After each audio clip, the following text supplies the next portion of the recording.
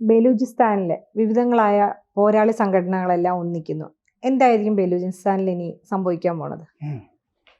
അതായത് പ്രധാനമായിട്ടും ഇവിടെ ബലൂചിസ്ഥാൻ ലിബറേഷൻ ആർമി ആണ് ഈ ആക്രമണങ്ങളൊക്കെ നടത്തിക്കൊണ്ടിരിക്കുന്നത്.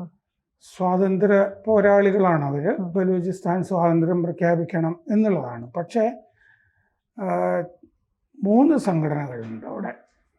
ബലൂചിസ്ഥാൻ ലിബറേഷൻ ആർമി BLA, മറ്റേത് ബലൂചിസ്ഥാൻ ലിബറേഷൻ ഫ്രണ്ട് BLF. അവരും ഇടയ്ക്ക് ചില ആക്രമണങ്ങൾ നടത്താറുണ്ട്. പിന്നെ BRA, ബലൂചിസ്ഥാൻ റിപ്പബ്ലിക്കൻ ആർമി എന്ന് പറഞ്ഞിട്ട് ഒരു അംബ്രല്ല സംഘടനയാണ്. എല്ലാവരും ഒരുമിച്ച് നടക്കുന്ന ഒരു സംഘടനയാണ് ഈ BRA എന്ന് പറയുന്നത്, ബലൂചിസ്ഥാൻ റിപ്പബ്ലിക്കൻ ആർമി. അപ്പോൾ കഴിഞ്ഞ ദിവസം 3 ദിവസത്തെ സമ്മേളനം ഈ പോരാളികളുടെ സംഘടനകളെല്ലാം കൂടി ചേർന്നു, ഞായറാഴ്ച മുതൽ. അപ്പോൾ എന്നിട്ട് ഈ BRAസിൻ്റെ നേതൃത്വത്തിലാണ് ഇത് ചേർന്നത്. അതായത് ഒരു എല്ലാവരെയും ഒന്നിപ്പിക്കണം എന്ന് ആഗ്രഹിക്കുന്നൊരു സംഘടനയാണ് ബ്രാസ് എന്ന് പറഞ്ഞിട്ടുണ്ടായിരുന്നത്. ബലൂച്ച് രാജി അജോയ് സംഘർ എന്ന് പറഞ്ഞിട്ടൊരു സംഘടന ഉണ്ടായിരുന്നു. ആ സംഘടനയാണ് എല്ലാവരുടെയും യോഗം വിളിച്ചു കൂട്ടിയത്. അപ്പോൾ അങ്ങനെ യോഗം ചേർന്നിട്ട് തീരുമാനിച്ചിരിക്കുന്നത് എന്താണെന്ന് വെച്ച് കഴിഞ്ഞാൽ, ഇതിനൊരു യൂണിഫൈഡ് മിലിറ്ററി കമാൻഡ് ഉണ്ടാവുന്നതാണ്. എന്ന് പറഞ്ഞാൽ ഓരോരുത്തർ പോയിട്ട് ഓരോ സ്ഥലത്ത് ഓരോ ആക്രമണം നടത്തുന്നതല്ല. ഈ പോരാളി സംഘടനകൾക്കെല്ലാം കൂടി ഒരൊറ്റ പട്ടാള നേതൃത്വം, സൈനിക നേതൃത്വമാണ് ഉണ്ടാവുക എന്ന് തീരുമാനിച്ചിട്ടുണ്ട്. അപ്പോൾ ഒന്നിച്ച് തീരുമാനിച്ചിട്ട് സംഗതികൾ സ്വാതന്ത്ര്യ പോരാട്ടം നടത്തുക എന്നുള്ളതാണ് തീരുമാനിച്ചിരിക്കുന്നത്. പാകിസ്ഥാനും ചൈനയ്ക്കും എതിരെയാണ് അവർ നിലകൊള്ളുക. ആ കാര്യവും ചർച്ചയിൽ തീരുമാനിച്ചിട്ടുണ്ട്. അതങ്ങനെ തന്നെയാണ്.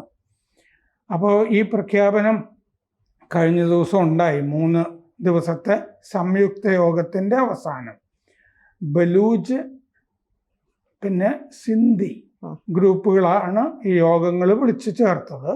മൊത്തത്തിൽ ഇതിൻ്റെ സ്ട്രാറ്റജി മാറാൻ പോവുകയാണ് ഇവരുടെ ഈ സമരത്തിൻ്റെ. അപ്പോൾ 2018 ഉണ്ടായ ഒരു മുന്നണി സംഘടനയാണ് ഈ ബ്രാസ് എന്ന് പറയുന്നത്, ബലോച്ച് രാജി അജോയ് സംഘാർ എന്ന് പറയുന്നത്. അവരാണ് മീറ്റിംഗ് വിളിച്ചു ചേർത്തതെന്ന് പറഞ്ഞല്ലോ. അപ്പോൾ ഇപ്പോൾ അവർ ഈ 3 സംഘടനകളുടെ BLA, BLF, BRA ഇതിൻ്റെ യോഗമാണ് വിളിച്ചു ചേർത്തത്. ഇനി ഈ സംഘടനകളെല്ലാം കൂടി ഒറ്റ സംഘടനയായിട്ട് അറിയപ്പെടും. BNA, Baloch national army. അപ്പോൾ ഇനി ബലൂചിസ്ഥാനിൽ എന്തെങ്കിലും ആക്രമണങ്ങൾ നടക്കുമ്പോൾ നേരത്തെ BLA എന്ന് പറഞ്ഞിരുന്നത് പകരം BNA, ബലൂച്ച് നാഷണൽ ആർമി ആയിരിക്കും ഇത് നടത്തുന്നത്. അപ്പോൾ അവർക്ക് അവരുടെ താവളങ്ങളും കേന്ദ്രങ്ങളും ഒക്കെ ഉണ്ടാവും. ഈ ഗ്രൂപ്പുകളെല്ലാം കൂടി കഴിഞ്ഞ കൊല്ലം 938 ആക്രമണങ്ങൾ ആകെ നടത്തിയിട്ടുണ്ട് പാകിസ്ഥാനും ചൈനയ്ക്കും എതിരെ. കാരണം ബലൂചിസ്ഥാനിൽ ചൈനയുടെ പാകിസ്ഥാൻ ചൈന എക്കണോമിക് കോറിഡോർ, അതിൻ്റെ പണി നടക്കുന്ന സ്ഥലമാണ് ഈ ബലൂചിസ്ഥാൻ. അപ്പോൾ അതിൻ്റെ ഭാഗമായിട്ട് ഈ മറ്റേ ബെൽറ്റ് ആൻഡ് റോഡ് ഇനീഷ്യേറ്റീവ് എന്ന് പറഞ്ഞിട്ട് ചൈനയ്ക്കൊരു അടിസ്ഥാന സൗകര്യ വികസന പദ്ധതി പരിപാടികളുണ്ട്. പല രാജ്യങ്ങളിലും ചെയ്യുന്നുണ്ട്. അവർ കൊണ്ടുവന്ന് പൈസ ഇറക്കും, അടിസ്ഥാന സൗകര്യങ്ങൾ, പാലം, റെയിൽവേ ഒക്കെ പണിയും. അത് കഴിഞ്ഞ് ഈ രാജ്യം കടക്കണിയിലാവും. രാജ്യത്തിന് അടിമയായിട്ട് സൂക്ഷിക്കുക. ഇതാണ് ചൈനയുടെ ഡെറ്റ് ട്രാപ്പ് എന്നാണ് പറയുന്നത്. ശ്രീലങ്ക നമ്മുടെ അടുത്തുള്ള ഉദാഹരണമാണ്. BRI പദ്ധതി. മാലദ്വീപ് ഈ BRI പദ്ധതിയിലൊക്കെ ഉണ്ട്, മാലദ്വീപ്. അപ്പം ഇങ്ങനെ ഈ BRI പദ്ധതിയുടെ ഭാഗമായിട്ട് കുറെ കാര്യങ്ങൾ അവിടെ വിമാനത്താവളം പണിത് കൊടുത്തിട്ടുണ്ട്. ഗ്വാദർ എന്ന് പറയുന്ന സ്ഥലം ബലൂചിസ്ഥാനിലാണ്. ഗ്വാദർ തുറമുഖം അത് പണിത് ഓപ്പറേറ്റ് ചെയ്യുന്നത് ചൈനയാണ്. അപ്പോൾ അവിടെ ഒരുപാട് പ്രകൃതി വിഭവങ്ങളുടെ സ്ഥലമാണ്. അവിടുത്തെ ഏറ്റവും വലിയ പ്രവിശ്യയാണ്, പക്ഷേ ഏറ്റവും ദരിദ്രവുമാണ് പാകിസ്ഥാനിലെ ബലൂചിസ്ഥാൻ എന്ന് പറയുന്ന സ്ഥലം. അപ്പോൾ ബലൂചിസ്ഥാനിൽ പ്രകൃതി വിഭവങ്ങൾ ധാരാളമുണ്ട്. ഈ എണ്ണ നിക്ഷേപമുണ്ട്. പക്ഷേ ഇതൊക്കെ പിടിക്കാനായിട്ട് ചൈനീസ് എഞ്ചിനീയർമാർ അവരുടെ കോൺവോയ് വാഹന വ്യൂഹമൊക്കെ വരുമ്പോൾ ഇതിനെതിരെയൊക്കെ ആക്രമണം നടത്തും. ബലൂച്ച് പോരാളികൾ ധാരാളം ചൈനക്കാർ കൊല്ലപ്പെട്ടിട്ടുണ്ട്. അതുകൊണ്ട് ഇപ്പോൾ ചൈനയാണ് പണം മുടക്കിയതെങ്കിലും ആ വിമാനത്താവളം ഉദ്ഘാടനത്തിന് ചൈനക്കാരൊന്നും വന്നില്ല. കാരണം എപ്പോഴാണ് വെടികൊള്ളുക എന്നറിയാത്തത് കൊണ്ട് ഓൺലൈനിലാണ് അവർ പങ്കെടുത്തത്. ഈ പാകിസ്ഥാനിൽ പാകിസ്ഥാൻ കാര്യങ്ങൾക്ക് ഒരു ചൈനീസ് സെക്രട്ടറിയും ഉണ്ട്. അപ്പോൾ കഴിഞ്ഞ കൊല്ലം 938 ആക്രമണങ്ങൾ പാകിസ്ഥാനും ചൈനയ്ക്കും എതിരെ ഇവർ നടത്തി. ബലൂചിസ്ഥാൻ്റെ അകത്ത് 1000 പേരോളം കൊല്ലപ്പെട്ടു, 689 പേർക്ക് പരിക്ക് പറ്റി.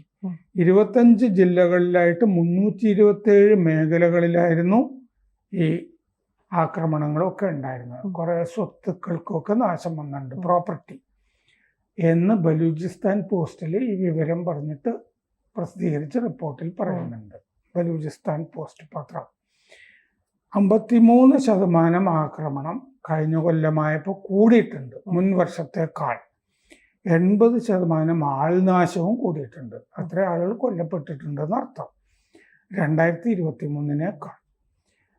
ബലൂചിസ്ഥാൻ ലിബറേഷൻ ആർമിയാണ് ഇതിൽ കൂടുതൽ ആക്രമണം നടത്തിയത്. 302, 580 മരണം, 370 പേർക്ക് പരിക്ക്.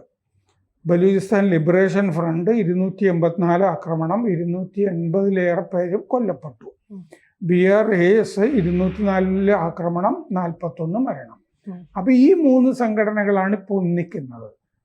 അപ്പൊ ഈ സ്വാതന്ത്ര്യ സമരം ബലൂചിസ്ഥാനിൽ കുറച്ചുകൂടി തീക്ഷ്ണമാവും ഇനിയുള്ള ദിവസങ്ങളിൽ എന്നുള്ളതാണ് അതിൻ്റെ അർത്ഥം. ഈ ബ്രാസിന്റെ വക്താവ് ബലൂച്ച് ഖാൻ പറഞ്ഞു, 3 ദിവസത്തെ യോഗമായിരുന്നു. പുതിയ പട്ടാള സമിതികൾ ഞങ്ങൾ രൂപവൽക്കരിച്ചിട്ടുണ്ട്. 3 സംഘടനകൾക്കും കൂടി പട്ടാള കാര്യങ്ങൾ തീരുമാനിക്കാനുള്ള സമിതിയുണ്ട്. വകുപ്പുകളും ഞങ്ങൾ രൂപീകരിച്ചിട്ടുണ്ട്. ഓരോ വകുപ്പ് ആരാണ് കൈകാര്യം ചെയ്യുന്നത്. അപ്പോൾ വളരെ സൂക്ഷ്മമായ ഒരു സംഘടന സംവിധാനം ഉണ്ടാക്കിയിട്ടുണ്ട് അവിടെ.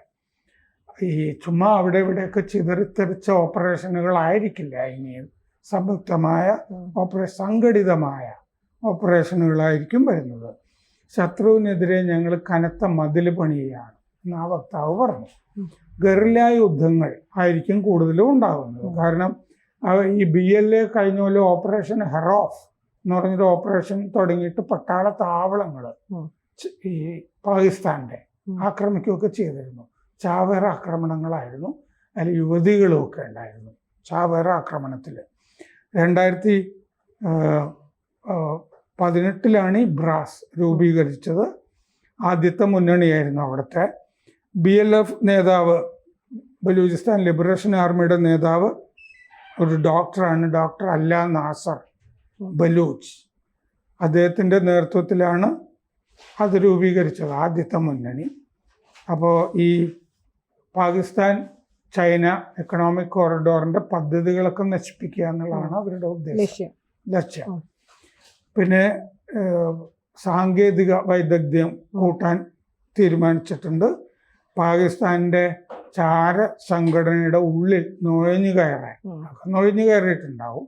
ആക്രമണങ്ങൾ കൃത്യതയുള്ളതായിരിക്കണം, പ്രിസിഷൻ വേണം എന്ന് തീരുമാനിച്ചിട്ടുണ്ട്.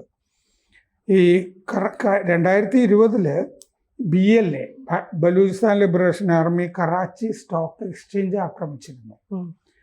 2017 ഈ ചൈനയുടെ ഒരു കൺസോർഷ്യം ഈ പാകിസ്ഥാൻ സ്റ്റോക്ക് എക്സ്ചേഞ്ചിൽ ചൈനയുടെ ഒരു കൺസോർഷ്യം 40% ഓഹരി നേടിയിരുന്നു സ്റ്റോക്ക് എക്സ്ചേഞ്ചിൽ.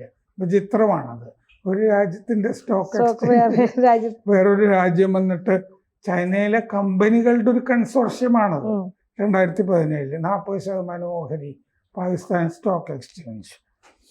$85 മില്യൺ നിക്ഷേപിച്ചത് അതിനുവേണ്ടി. അതുകൊണ്ടാണ് ആക്രമിച്ചത്. ചൈനയെ അതിൽ കൊണ്ടുവന്ന് നിക്ഷേപിച്ചിരിക്കുകയാണല്ലോ, അതുകൊണ്ട് സ്റ്റോക്ക് എക്സ്ചേഞ്ച് ആക്രമിച്ചു. 2020 തന്നെ ലഷ്കർ എ തൈബയ്ക്കെതിരെ സംയുക്ത ആക്രമണങ്ങൾ സംഘടിപ്പിച്ചിരുന്നു ബലൂച്ച് സേനകൾ. അതിന് ഓപ്പറേഷൻ ആസ് റക്ക് എന്നാണ് അന്ന് പറഞ്ഞിരുന്നത്. ഈ ലഷ്കർ എ തൈബ പാകിസ്ഥാൻ്റെ ഒരു സ്റ്റൂജ്, ഈ അവിടുത്തെ IS-ന്റെ പട്ടാളത്തിൻ്റെ ചാരവിഭാഗത്തിൻ്റെ ഒരു പിണിയാളായിട്ടാണ് പ്രവർത്തിക്കുന്നത് ലഷ്കർ എ തൈബ. അതുകൊണ്ടാണ് ലഷ്കർ എ തൈബയ്ക്കെതിരെ അന്ന് ആക്രമണം നടത്തിയിരുന്നത്. അപ്പോൾ ബലൂചിസ്ഥാൻ അല്ലെങ്കിൽ ബലൂചിസ്ഥാനും ഖൈബർ പക്തൂൺവയും 5-6 കഷ്ണങ്ങളാവും എന്ന് കഴിഞ്ഞ ദിവസം ഒരു MP പാകിസ്ഥാൻ പാർലമെന്റിൽ പറഞ്ഞിരുന്നു. അത് ആ ഭാഗത്തു നിന്നുള്ളൊരു MP ആണ് പറഞ്ഞത്. റഹ്മാൻ എന്ന് പറഞ്ഞൊരാൾ പറഞ്ഞിരുന്നു. അപ്പോൾ അങ്ങനെ സ്വാതന്ത്ര്യത്തിലേക്കുള്ള ഒരു യാത്രയിലാണ് ബലൂചിസ്ഥാൻ. കൂടുതൽ വാർത്തകളും വിശേഷങ്ങളും നിങ്ങളിലേക്ക് എത്താൻ ABC മലയാളം സബ്സ്ക്രൈബ് ചെയ്യുക, ബെൽബട്ടനും അമർത്തുക.